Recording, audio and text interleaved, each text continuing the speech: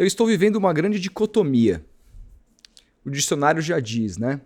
Dicotomia é aquela oposição entre muitas coisas. O bem e o mal é uma dicotomia. E eu estou vivendo uma dicotomia com relação ao jogo de amanhã, Santos e São Paulo e Santos no Morumbi, e possibilidade do César Sampaio se tornar técnico efetivo do Santos caso o Santos vença esse jogo. É óbvio que a gente vai torcer para que o Santos vença. É óbvio que a gente vai torcer pelo sucesso do César, que foi um ídolo do clube, e é um cara que deu uma entrevista coletiva tão legal e que as pessoas que o conhecem têm tanto apreço pela sua figura e também tudo aquilo que ele representa, até do ponto de vista racial, seria um pacote todo ele muito legal para dar certo. Então, de um lado está o Rodolfo, que vai torcer para o Santos contra o São Paulo amanhã, como nunca, porque pode haver uma sinergia em torno de alguém que não estava planejado para aquilo, como o time de 2002 não foi planejado. O Santos também vive as coisas de vez em quando ao acaso. O time de 2002 aconteceu.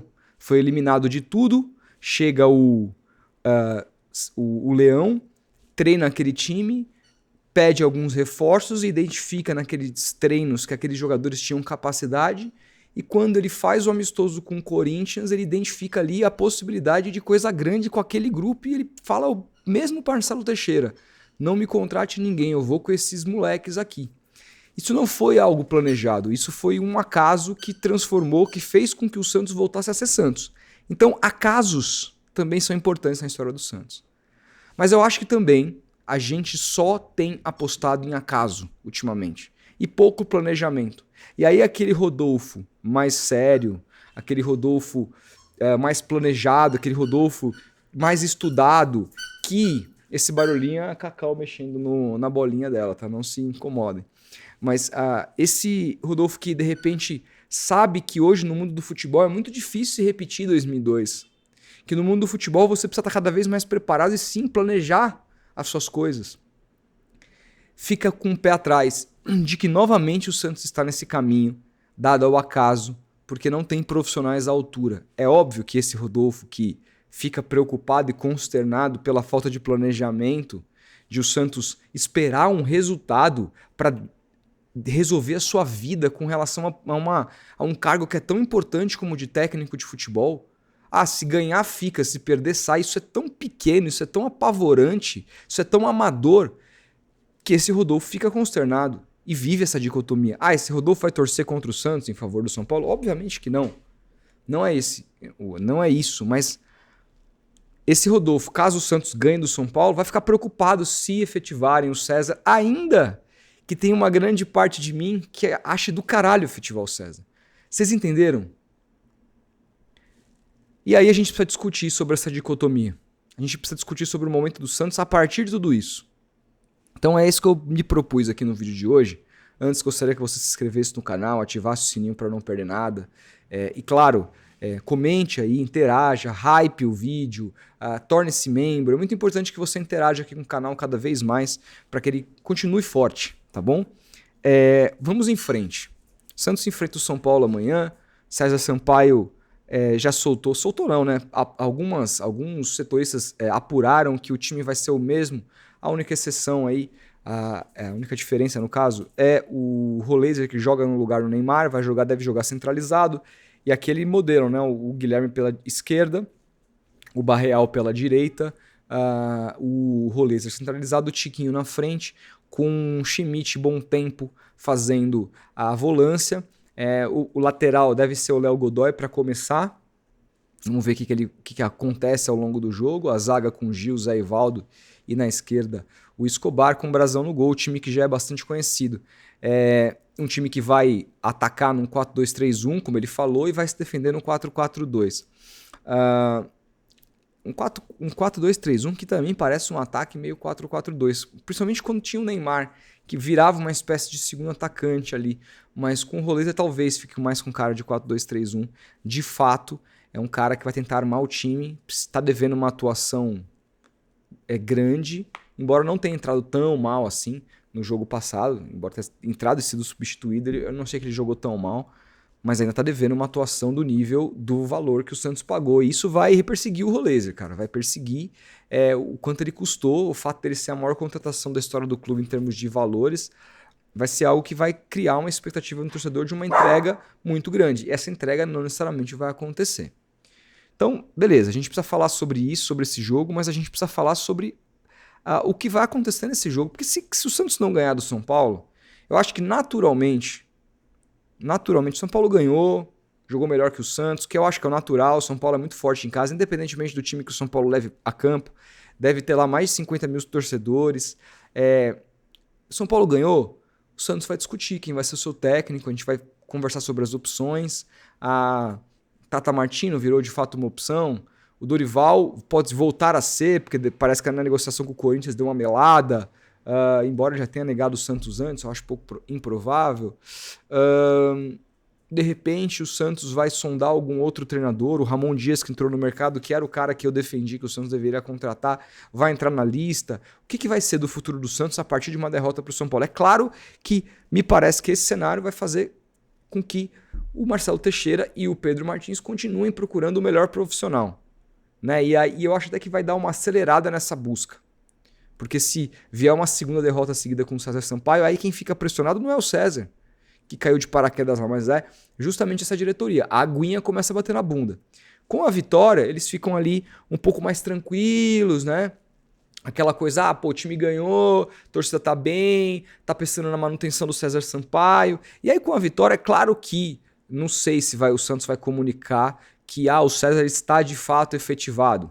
Não sei se isso vai acontecer. Mas eu acho que pelo menos cria-se como... eu não sei qual que é a data aqui, um ato falho, eu não lembro o próximo, quando a data do próximo jogo do Santos. Deixa eu até ver aqui, eu deveria ter visto obviamente antes, mas eu vejo agora, é muito rápido.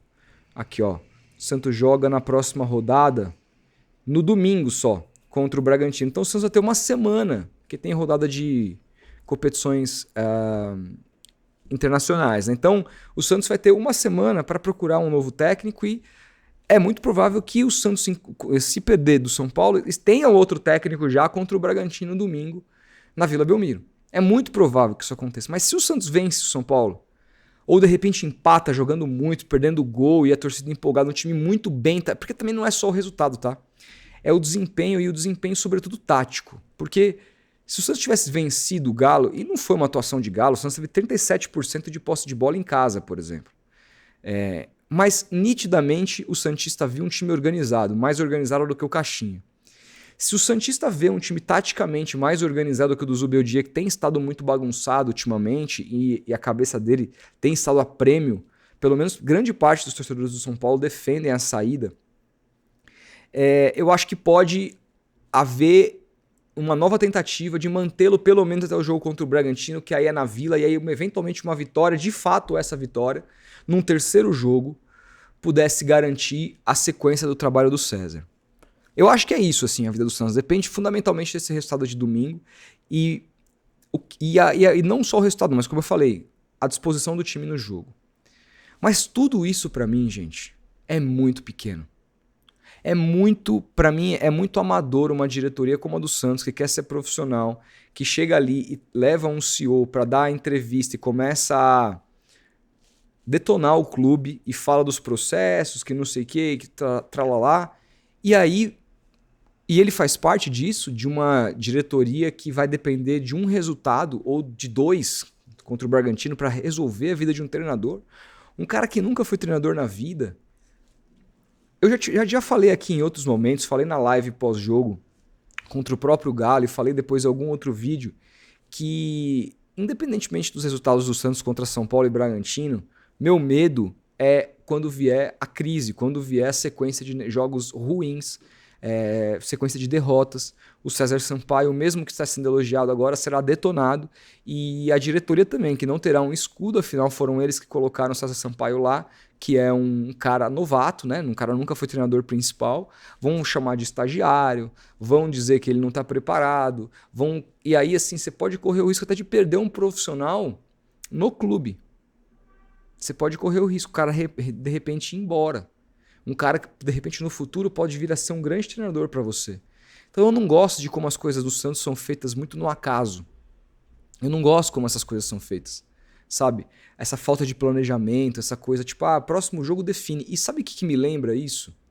Me lembra o ano que o Santos caiu. Por quê? Porque diante de todos... Vamos fazer uma lembrança aqui. O Santos começa o ano com o Odair Hellmann. Aí o Santos faz um campeonato paulista que ele joga a última rodada contra o Ituano, precisando, acho que, de um empate para se classificar. Fora de casa, ele toma de 3-0, um jogo horroroso, é eliminado. Incrivelmente, o Rueda mantém o Odair Hellmann e ali tinha um espaço, se eu não me engano, de 20, 25 dias entre o fim do Paulista e o início do Brasileiro. Quando começa o Campeonato Brasileiro, não se vê evolução nenhuma e ele cai muito rapidamente. E apesar de nem estar na zona do rebaixamento, acho que ele estava em 13º lugar, ele cai. O Santos não conseguiu ganhar, por exemplo, de Palmeiras, Internacional em casa, empatou esses 2 jogos, sofreu derrotas fora. O Odair Hellmann caiu. Aí, o Santos, que tinha o Falcão como diretor na época, né, contrata Paulo Turra por indicação do Filipão. Olha isso. Paulo Turra fica 5 jogos, se eu não me engano, e é demitido. Teve aquela briga com o Soteldo. Aí o Santos vai e apela novamente. Contrata o Diego Aguirre. Desenterra o Diego Aguirre.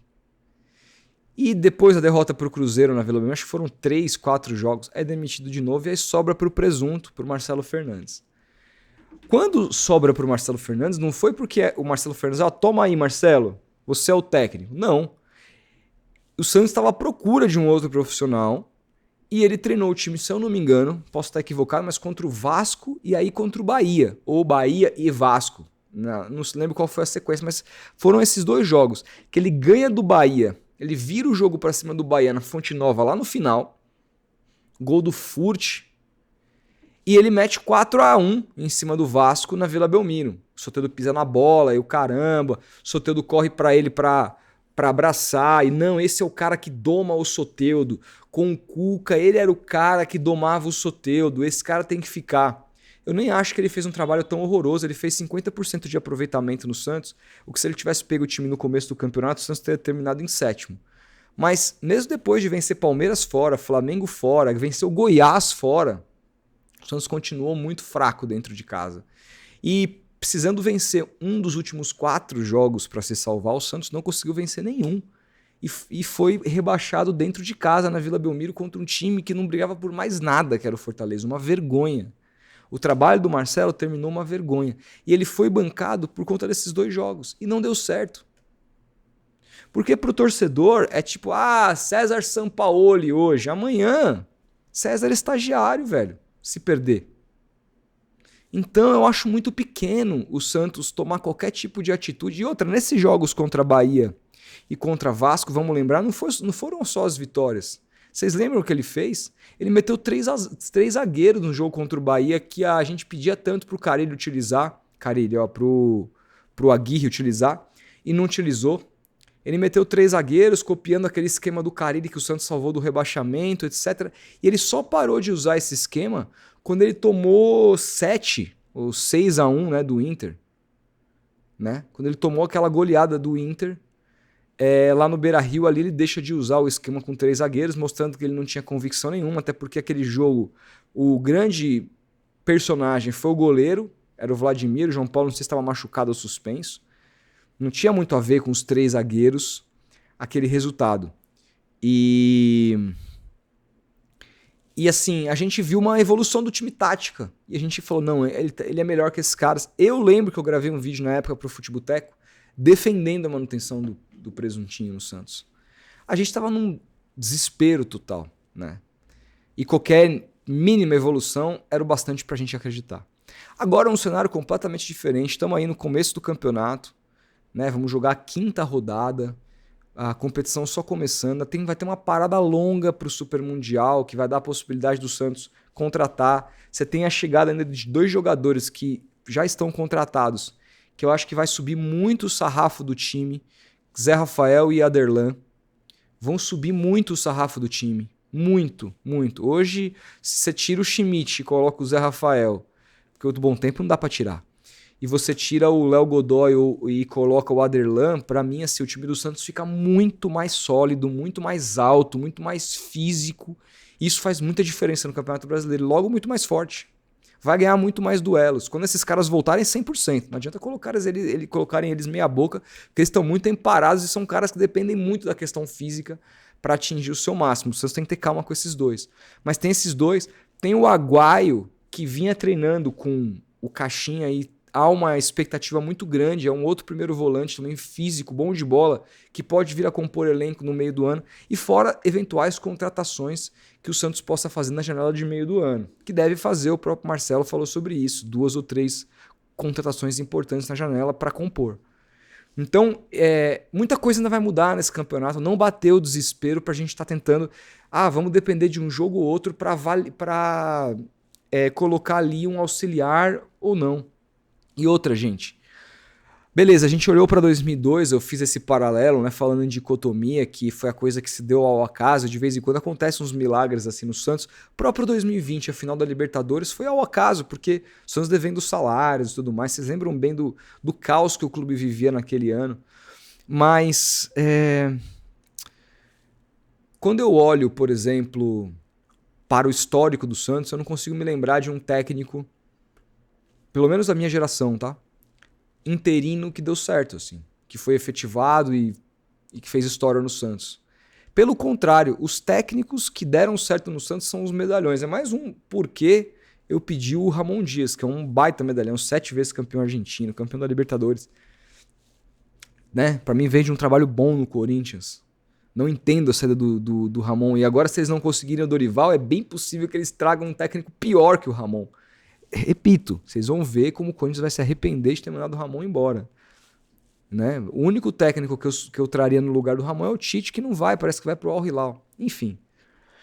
Então, você olha, por exemplo, 2002 era o Leão, medalhão. Aí depois vem o Lucha, 2004, medalhão. Aí sai o Lucha, volta o Lucha após Real Madrid, Campeonatos Paulistas de 6, 7, né? Medalhão. Aí o Santos fica... Bom, tem o Dorival, que esse sim é um técnico mais jovem, que deu certo no Santos, 2010, é demitido. Aí o Santos tenta o Adilson Batista, mas para ganhar a Libertadores precisou de quem? Do Muricy, medalhão, que fica 2 anos e tal. Aí depois do Muricy, quando a gente vai olhar mais para frente, a gente vê que o Marcelo Fernandes, né, foi um técnico que foi campeão paulista ali, o time do Santos era muito bom. O ataque do Santos tinha Robinho, Gabigol, Ricardo Oliveira, porra, um timaço. Tinha Lucas Lima no auge, melhor meia do Brasil. Beleza, mas esse time depois do Campeonato Brasileiro com o Marcelo Fernandes, antes do Dorival chegar, estava na zona do rebaixamento, tomou goleada pro Goiás. E aí vem o Dorival, faz o trabalho de 15, mas perde a final da Copa do Brasil, não classifica o Santos para a Libertadores. No ano seguinte, ganha o Paulistão, que é o último título do Santos, em cima do Audax, num jogo que mereceu perder, essa é a verdade, do Audax do Diniz. O Audax foi muito superior do que o Santos nos 2 jogos, principalmente do segundo jogo na Vila Belmiro, dentro da Vila Belmiro. Me lembro bem do quanto eu fiquei puto com esse jogo. E é vice-campeão, perdendo inclusive para times da zona perdendo o campeonato para times da zona do rebaixamento em casa, como no caso do Figueirense aquele ano, Chapecoense. Inacreditável a campanha do Santos naquele ano. Era para ser campeão brasileiro com o Dorival se não tivesse sido medíocre contra times que caíram. Né? E aí o Dorival sai, depois passam outros nomes, mas o melhor trabalho vem a ser do Sampaoli, medalhão. Aí, depois do Sampaoli, Gesualdo, não sei o que, cai no Cuca, final de Libertadores, medalhão. Cara, só medalhão dá certo no Santos, 90% das vezes. O Dorival foi o único cara que conseguiu furar um pouco essa bolha, por isso eu até entendo, às vezes, a memória afetiva do torcedor do Santos com relação ao Dorival, que também hoje já é um medalhão, ex-técnico de seleção. Se o Santos contratar o Dorival, ele será um medalhão. Ele não era em 2010, mas hoje ele é. Então, é o histórico do Santos, cara. Medalhões. Isso é a história do Santos recente, os últimos 20 anos, pelo menos, para mais. Mostram muito claro. Muito claro. Então, assim, sinceramente... eu acho muito pequeno, acho muito amador o Santos esperar um jogo, ou que seja 2 jogos para definir o seu futuro com relação a um treinador. Eu acho que se você quer o César, você faz um plano de carreira pro César, você coloca ele ou no sub-20 depois que o como é o nome do técnico lá, o técnico do sub-20, esqueci o nome dele, que foi pro Atlético Mineiro. Depois que ele pediu demissão, você coloca ele lá para ele ter uma equipe para treinar, para ele evoluir, como o Flamengo fez com o Felipe Luiz, ou você deixa ele de auxiliar do próximo treinador, seja ele quem for, um técnico experiente. Não adianta, porque assim, se for para trazer um cara mais jovem, como o Carpini, por exemplo, aí eu posso concordar com alguns que defendem a manutenção do César. Porque é inexperiente, embora o Carpini tenha um pouco mais de experiência como treinador principal de algumas equipes, mas em time grande é nula. E o César, assim, conhece muito mais o Santos do que esses caras. Meu ponto é, eu traria um técnico experiente. Inclusive para fazer com que o César evolua em outras coisas, aprenda coisas novas. E aí, se for o César mesmo, o cara, vou dar uma chance para ele começar o trabalho ano que vem.